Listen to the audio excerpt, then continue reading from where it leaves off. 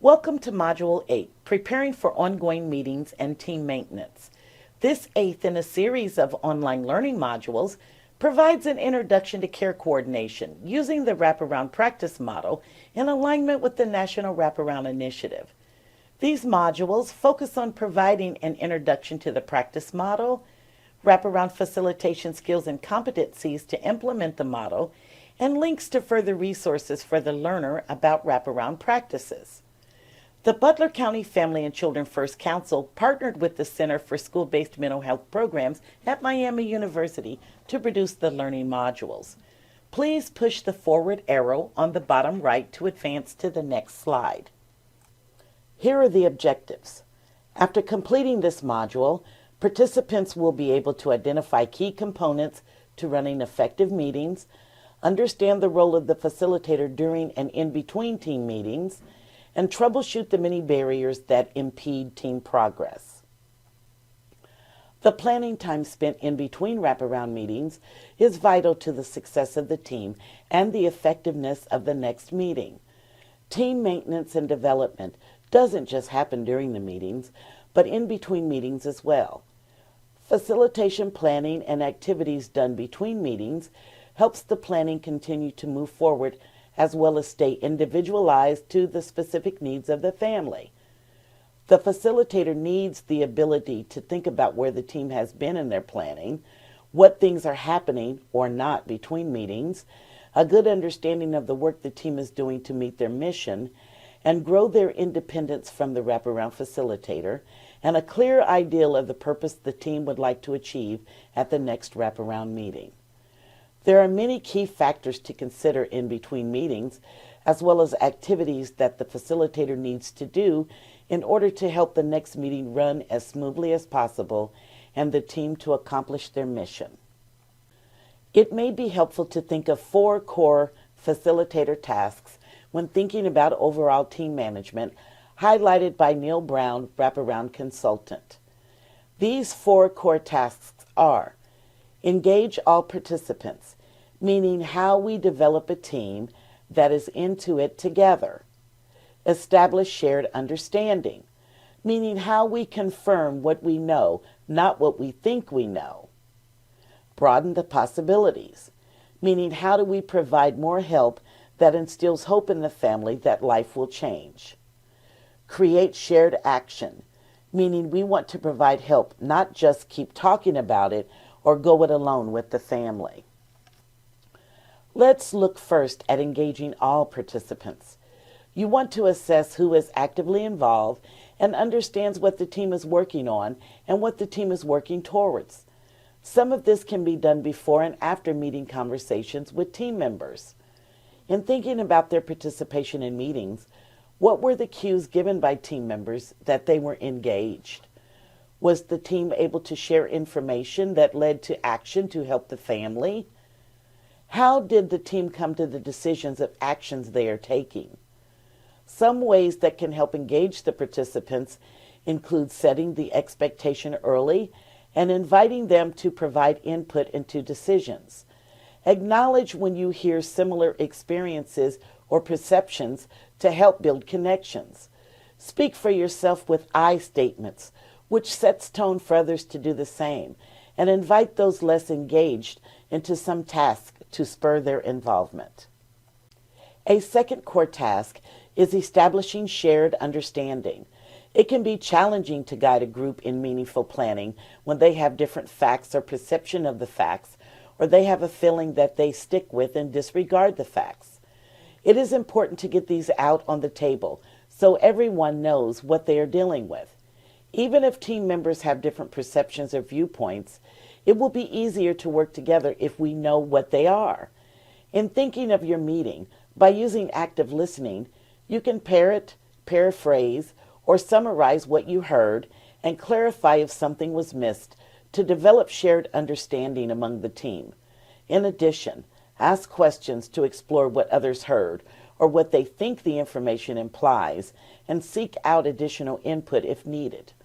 You are trying to elicit what they think and feel about the content, so you may need to ask more fact or feeling questions to strike the right balance. The third core task is broadening the possibilities.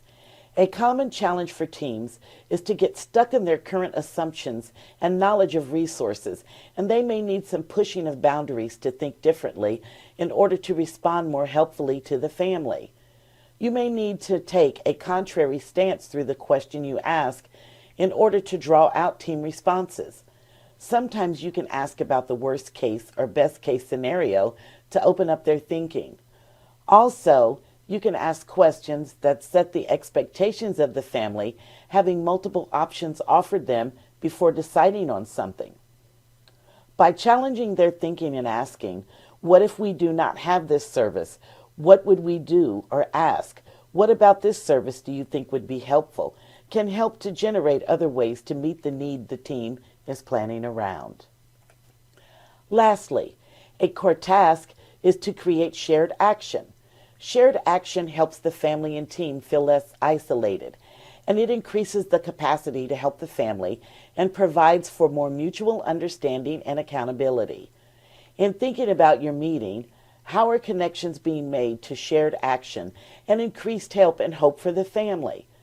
One way of accomplishing this is to always guide the group in developing multiple options, which keeps them from only putting into place the same old responses or low-hanging fruit in response to a family's need. Another way of creating shared action is having team members join together in the same action if it makes sense to the family. Lastly, explore the idea that is being discussed against what it is meant to do so that everyone has a greater shared understanding of the meaning and can support the action being taken.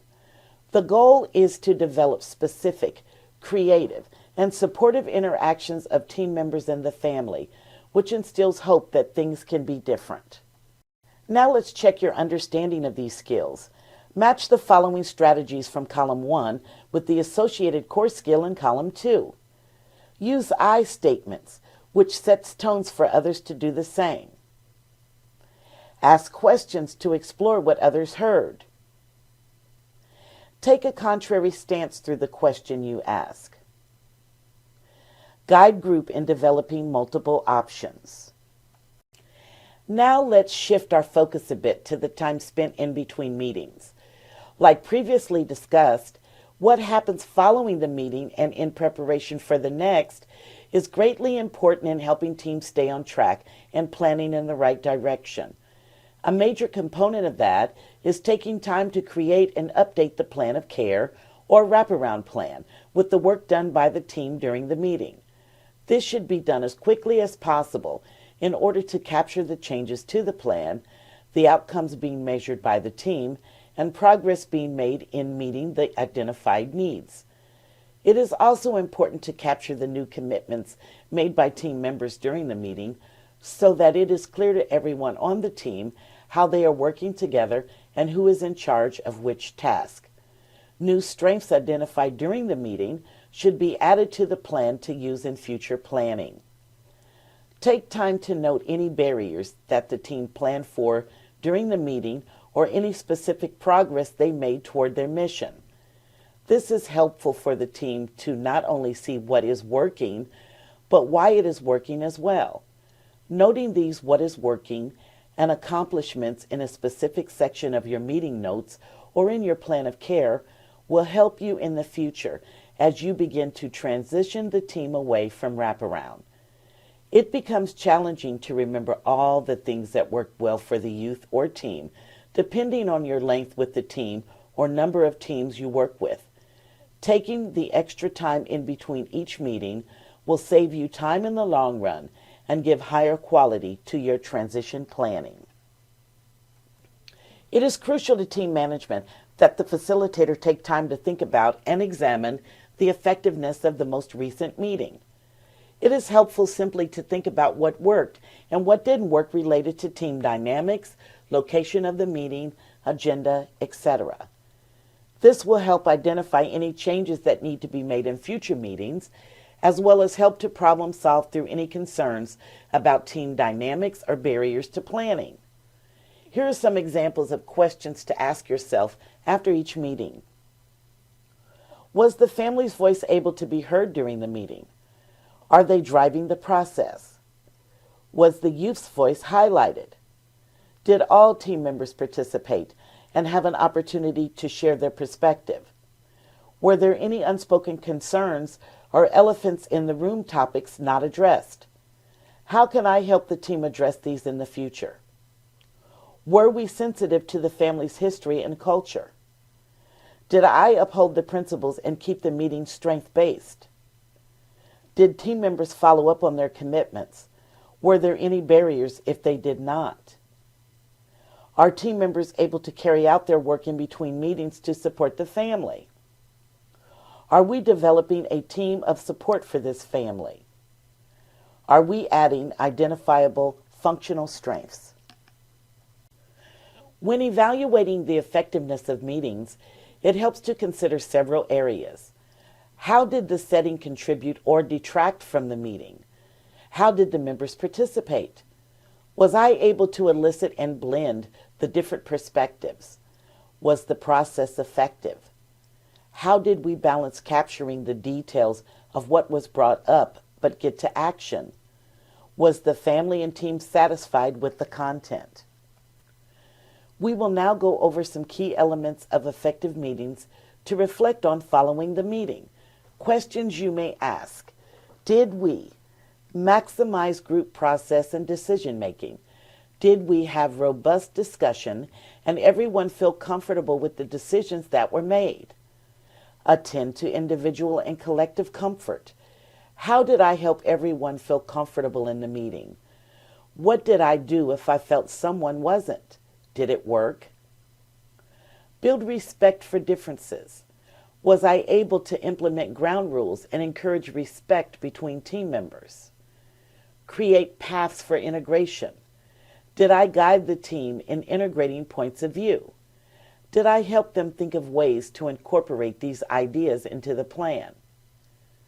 Clarify team methods, including decision-making and information gathering. How did I make the team aware of having the needed information to make a good plan and use a decision-making process they could all live with? Manage the process in alignment with wraparound principles. Did our actions as a team fall in line with the 10 principles? Record important information in decision-making. Was I able to capture brainstorming? What is working, action steps, and decisions that were made? Attend to introductions and team membership. How did I do having everyone feel welcome and attending to new members?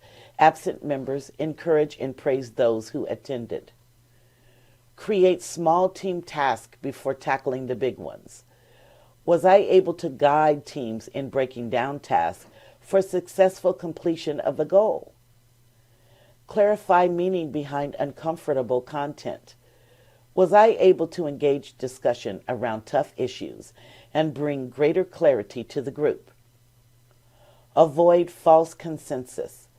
Did I feel that some poor decision-making occurred, and what did I do about it? Did I act on my gut? In reviewing these elements, try to ask yourself, what can I plan to change for the next meeting that will make the meeting more effective? In between meetings is also a great time to take a closer look at the outcomes the team is tracking. This information can be used to help plan for the next meeting by giving a clear picture of areas of progress and areas where the team is still struggling. Often, looking at the benchmarks in the plan will help identify patterns that the team may not see from their perspective. These patterns can help direct the team to target specific areas in their planning that are reoccurring barriers to the success of their mission and needs. In this example from Sam's team, they were tracking his interactions at school. As can be seen, it improved and has maintained at a high level. The team can then look at what they were implementing at this time and how it correlates with the benchmark data. Talking to the family and team members in between meetings is a necessary step in planning for the next meeting. This should be done at least weekly. It is also a proactive way to address any barriers that come up between meetings. This is a good time to listen to the family's voice and explore with them how they feel about the team process so far. Use this as an opportunity to model a strength-based approach to problem solving. Keep an open ear for what has been helpful, as well as any concerns the families may have not addressed during the meeting. Encourage one-on-one conversations with team members to work through unexpected obstacles they are encountering.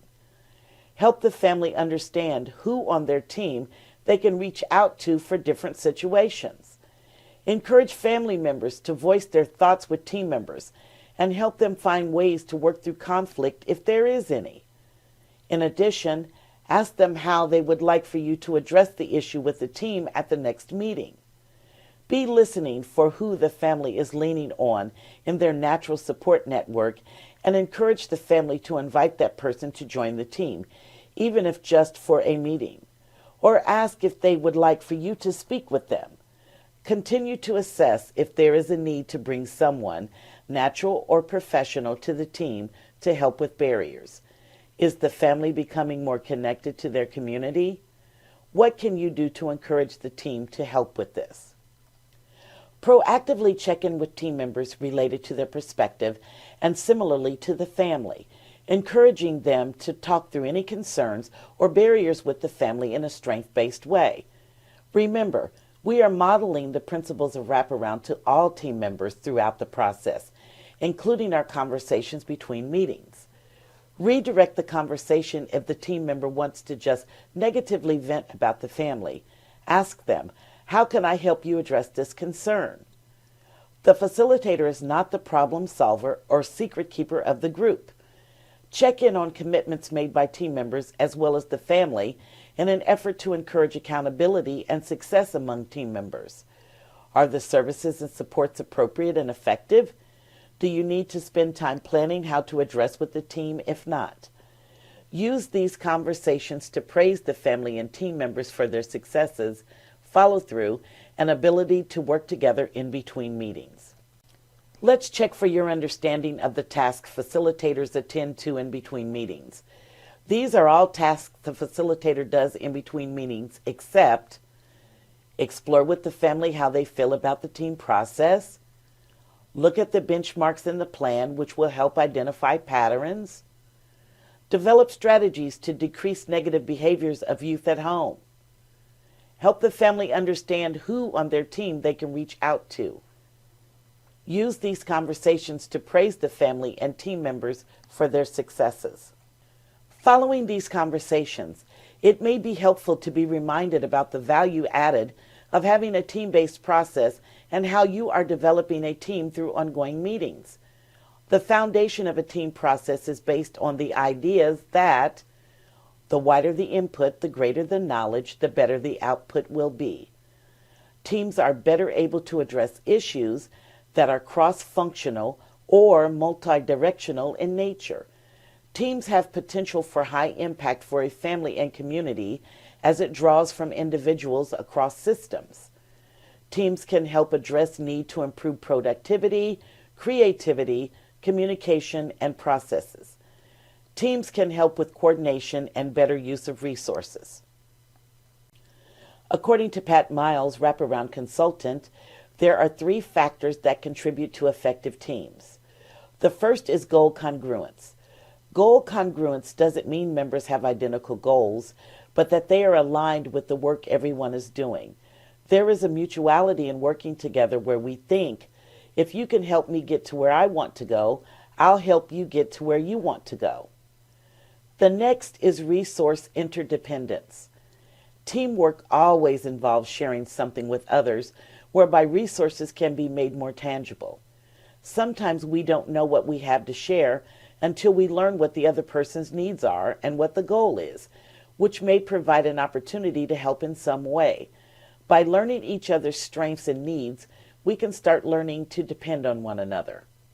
Lastly, effective teams support mutual accountability. Initially, you need just enough trust between members to start to work together. You start by having each member honestly share their role and what they are willing and able to contribute. Over time, the quality of a collaborative effort is built through repeated trust transactions. As we continue to think about developing effective teams, in addition to talking to existing team members between meetings, we also want to take time to orient any new team members that will be joining the team. Take time to call and share with them an explanation of Wraparound, as well as more specific information about the team, the planning being done, and their role in joining the team. Share with them documents such as the Strengths, Needs, and Culture Discovery and the Wraparound Plan in an effort to bring them up to speed with the work in progress, as well as planning the team has already done. Answer any questions about the process and help them see the importance of their participation as it relates to the family as well as their own interest. Logistical information should be provided, such as typical date and time of meetings, as well as the location the team typically meets.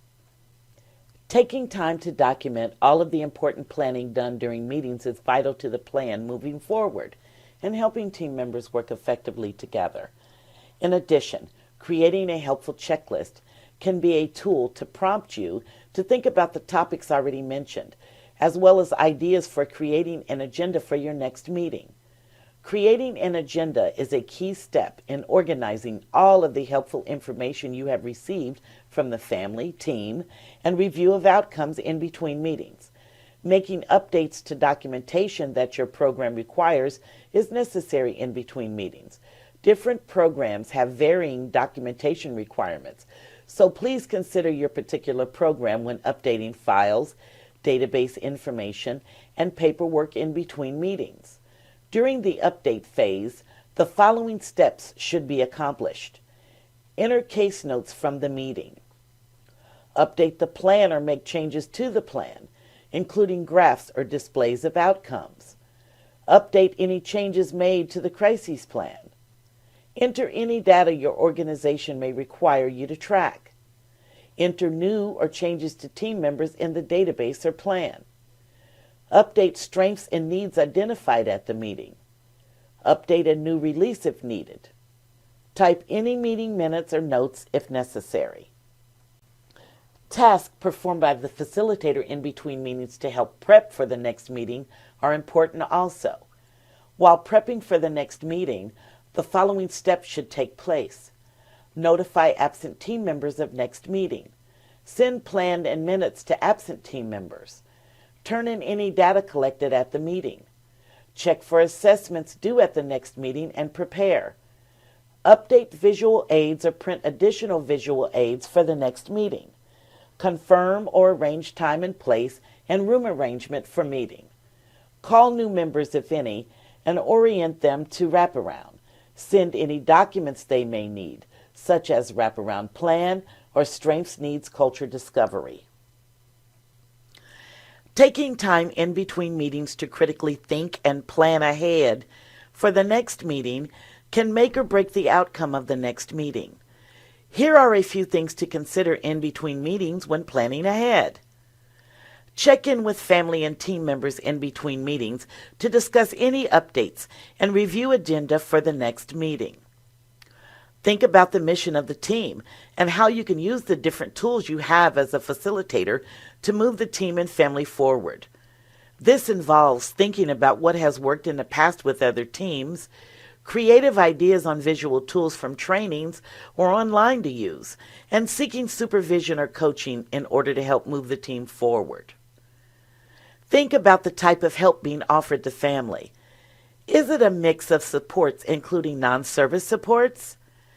Are we individualizing it for the specific need the team is planning around? If not, how could you address the team in brainstorming other options or refining interventions so that they target the need better?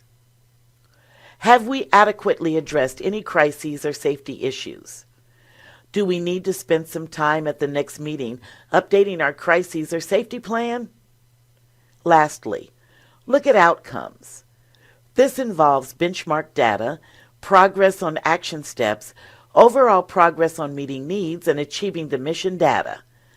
Does it support the direction you are going, or are changes needed? What are things we should be celebrating? What does this tell us about readiness for transition? Is there a question I should ask about that would help the team feel more ready to transition? When developing an agenda, you need to incorporate all of the information you have gathered from the family and team during check-ins, any barriers the team has encountered, and any additional information learned over the span between meetings. Make sure you prepare any helpful visual tools to focus the team during planning, as well as a copy of the strengths list as a resource for planning. Be sure to prepare other supplies you may need, such as copies of the updated wraparound plan, a sign-in sheet to track attendance, a current release of information and a blank one if needed, poster board and markers for charting, any charts to show progress or patterns, blank outcomes your organization may use for tracking, extra copies of the Strengths Discovery for new team members. Let's check for your understanding of the tasks facilitators attend to in between meetings. These are all tasks the facilitator does in between meetings except update strengths and needs identified at the meeting. Think about the type of help being offered the family. Notify absent team members of next meeting and send plan. Pick strengths to utilize to update the plan. Update visual aids or make additional visual aids for the next meeting.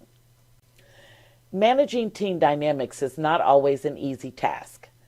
There are several things to consider when thinking about how to help team members that are struggling to work together effectively. It is helpful to keep in mind some of the typical team troubles often seen in the wraparound setting. Pat Miles offers some troubles typically seen on teams. Let's take a look at the following. Mismatched needs. Mismatched needs can be evident when private agendas are working at cross patterns. You may ask yourself, what is your plan to address this so the team is not at cross purposes? Should you talk one-on-one to address the behavior? Should you lead the group in going back to what they can agree on first before moving on? Would reviewing progress in terms of the mission help? Should you address the issue straight on while being mindful of wraparound principles? Confused goals. Confused goals occur when people do not know what they're supposed to do or tasks make no sense. How could you help the team be clearer in what they are to do? Does the help need to be more clearly spelled out or changed in some fashion? Does the team member need to be held more accountable for what they are tasked with doing? Do you address this individually or as a team? Does the action step need to be abandoned for something more meaningful to the family? Unresolved roles. Unresolved roles occurs when members aren't sure what their jobs are. Clear roles makes for effective teams. Should you revisit each member's role as you did in the initial meeting to clarify everyone's role? Bad decision making. Bad decision making occurs sometimes when decisions are rushed or not thought out, or team members could be making the right decisions but in the wrong way. How is the team being made aware of how they are making the decisions they are making? Do I need to highlight different kinds of decisions that need to align better with particular decision making? When is consensus best? Uncertain boundaries. Uncertain boundaries occur sometimes when empowered teams don't know how empowered they really are and are holding back. How can I increase team sense of empowerment? How do I help team members understand their role and create healthy and clear boundaries between team members? Personality conflicts. Personality conflicts occur quite simply when some members just do not get along. How can I help the team move forward given these differences? How can I use these differences as a strength to the team? Bad leadership. Bad leadership can show up in a number of ways, which may be tentative, inconsistent, or not smart. How can I be more mindful of how I am guiding the group? With the family leading the decision making, how can I support them to be more consistent and empowered? Additional team troubles can be seen when bleary vision. Bleary vision can happen when leadership isn't really bought into the stated vision. How can I address this during ongoing meetings? Anti-team culture.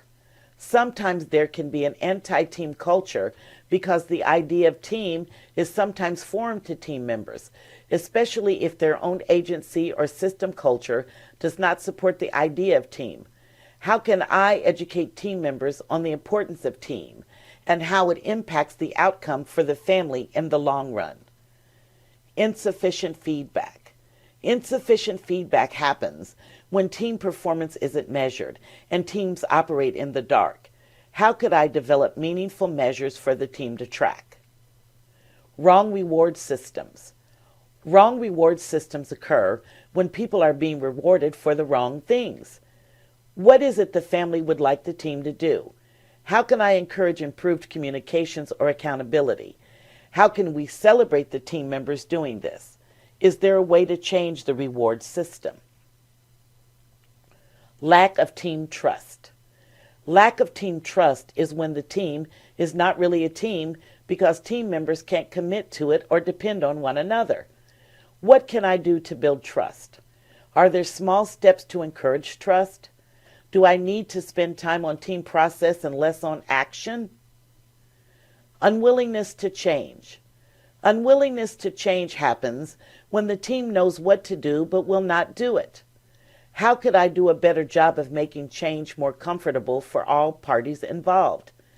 How can I help the team think through barriers to change? Bad policies or procedures. Bad policies or procedures occur when the team is at the mercy of policies and procedures that don't make sense to the team mission. Should you or the team advocate for a change or exception to the policy? Are there ways to mitigate the effects? Is there another approach or way to achieve the goal that circumvents the problem?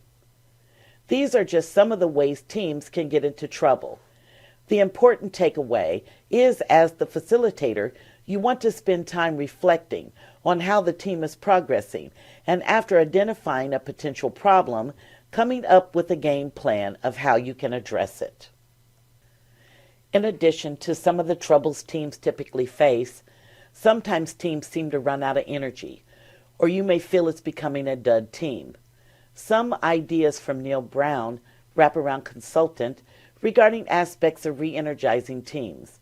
Some ideas to consider are the process.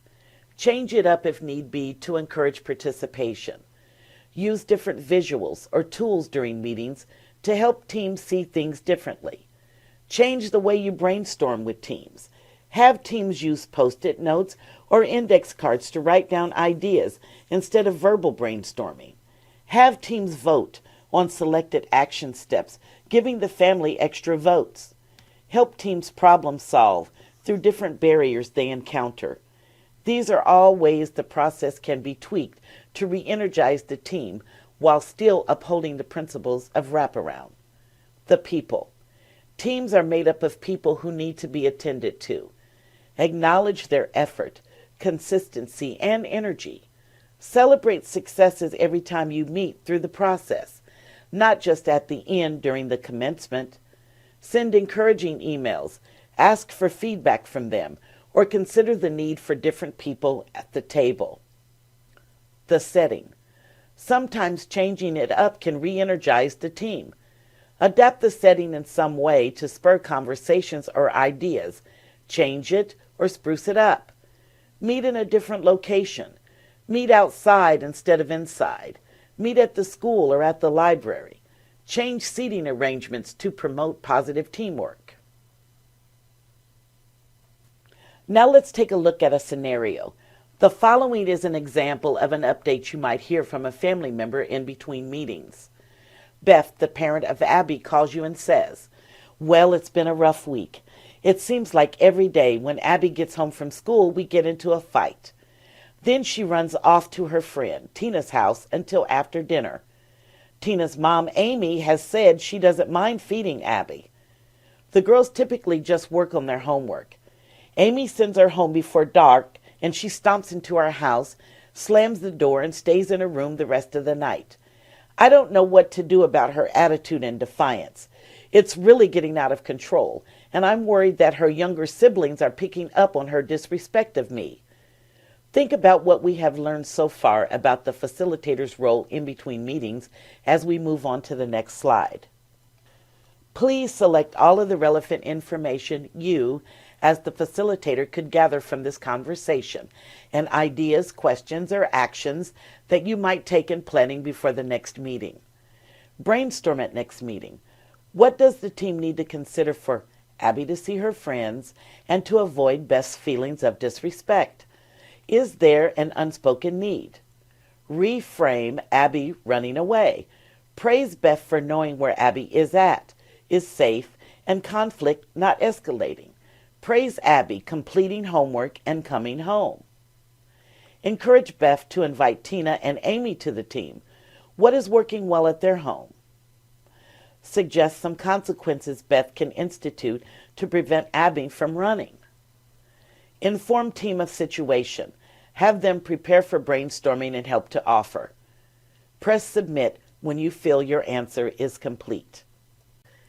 To restate some of the ideas and work of the facilitator in between meetings to keep the process moving, we can look at lessons learned for effective team meetings from Mary Jo Myers, a consultant in Wraparound, who offers some lessons she has found in reflecting on your role in guiding the team process. Don't do it unless it holds meaning for families. In deciding what to do, ask yourself, will it be helpful and meaningful to the family? Keep the excitement going. Be mindful of creating fun and interesting meetings. Keep your eye on the ball. Vigilance is a must. There can be a lot of distractions, life events, or agendas that can lead to not getting meaningful help to families for the change they want in their lives. Be vigilant in holding teams to the standard of getting real help to families that is meaningful to them. Establish meaningful quality assurance procedures. Track things regularly that are meaningful to the family and team. Lead by example. How you act in alignment with wraparound principles teaches others a lot. Celebrate your successes. Do this often and whenever you see an opportunity. Never give up. Families deserve your best. In closing, in this module, we reviewed the key components to running effective meetings. The work of the facilitator in between team meetings and in preparation of a meeting is as important as running an effective meeting. Lastly, each team is unique with its own dynamics. The facilitator needs to use some time of reflection, discussion with others, additional training and supervision to learn to think through where the team is going and troubleshoot the many barriers that can impede team progress. The facilitator keeps in mind the mission of the team and the hoped-for change the family is seeking. The facilitator uses the time in between meetings to develop a game plan of how they are going to manage the process to bring about meaningful help to the family. In the next module, we will explore further running ongoing wraparound meetings. Congratulations! You have completed Module 8, Preparing for Ongoing Team Meetings and Team Maintenance.